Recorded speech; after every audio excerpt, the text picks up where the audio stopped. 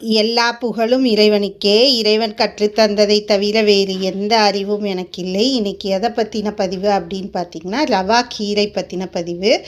இதனுடைய முழு பதிவும் ஏஎம்கே ப்ளூமிங்கிற யூடியூப் சேனலில் இருக்குது. அதனை பார்த்து செய்து சுவைத்து மகிழுங்கள்.